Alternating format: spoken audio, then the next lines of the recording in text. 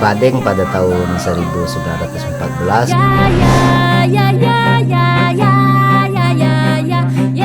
yang kebetulan bertepatan di muara Sungai Semangkok.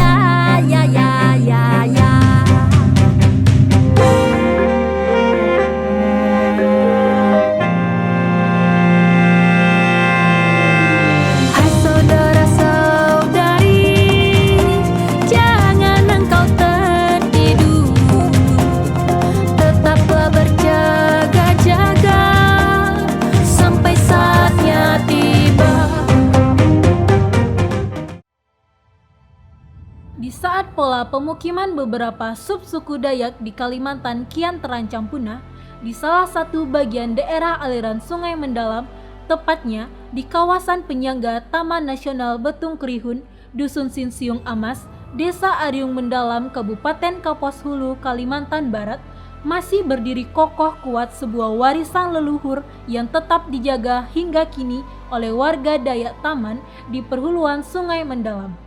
Rumah Betang Semangkok.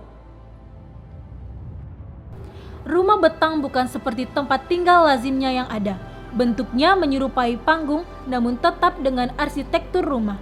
Di bawahnya tertancap tiang kayu ulin yang kokoh asli dari pedalaman Kalimantan sebagai pondasi yang tahan lama dan tak mudah rapuh. Padeng pada tahun 1914 di Biring Sungai Mendalam yang kebetulan bertepatan di muara Sungai Semangkok. Maka Solangke ini disebut dengan Solangke rumah atau rumah betang Semangkok, yang padengan pada tahun 1914 oleh salah satu tamatua ataupun kepala kampung pada saat itu, yaitu atau Bayi Gunung dan juga kawan-kawan, sehingga memilih tempat indie untuk didirikan. Kebetulan Tuaso ataupun kepala kampung pada saat nan Bayi Gunung, maka ia menghibahkan tanah untuk dirikan Solangke ini. Pondasi-pondasi penyangga itu pun mulai terlihat tak segar termakan usia. Urat-urat kayu mulai bertimbulan hingga membentuk alur di permukaan kulitnya. Namun demikian, kondisi tiang-tiangnya masih terlihat sangat kokoh. Betang Semangkok merupakan betang ketiga bagi komunitas adat Dayak Taman di Mendalam. Bangunan pertama dibangun sekitar tahun 1600 di Uncak Sungai Mendalam.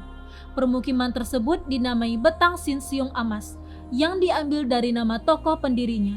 Nama ini juga diabadikan untuk dusun di lokasi Betang Semangkok sekarang berada.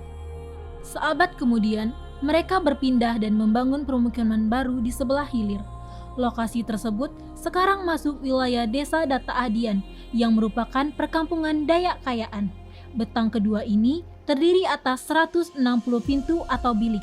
Bangunan ini didirikan dengan menggunakan tiang fondasi dari betang sebelumnya.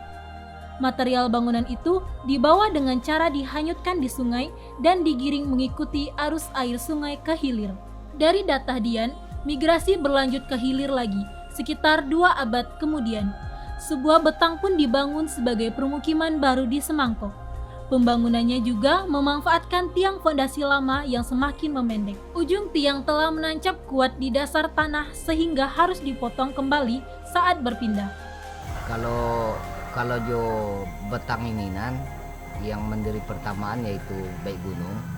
Tetapi sejarah rumah betang ini adalah rumah betang peninggalan dari rumah betang pertama yang yenan jo Puncak Sungai Mendalam, yaitu dengan nama Rumah Betang Sinsiung Amas yang berada di Puncak Sungai Mendalam. Saat ini, rumah betang Semangkok membentang sepanjang 40 meter ke samping dengan lebar 14 meter ke belakang. Sebanyak 16 bilik dibangun sebagai hunian bagi 38 keluarga. Bangunan seluas 560 meter persegi ini bermaterial utama belian dan jenis kayu lokal lainnya. Balok bertakuk menjadi akses satu-satunya untuk menaiki betang. Bahwa tahun 1928 itu diresmikanlah secara adat yang memang sudah diakui oleh pemerintahan sebagai benda cagar budaya yang ada di Kapuas Hulu. Betang Semangkok bukan hanya sekedar tempat tinggal bagi suku Dayak Taman yang mendiaminya, namun sekaligus menjadi epicentrum pelestarian budaya. Warganya hidup berdampingan dalam beragam tradisi, ritual adat, dan kearifan lokal yang masih dilestarikan hingga kini. Negeri ini memiliki beraneka ragam warisan budaya yang merupakan salah satu kekuatan yang membentuk karakteristik dan identitas bangsa.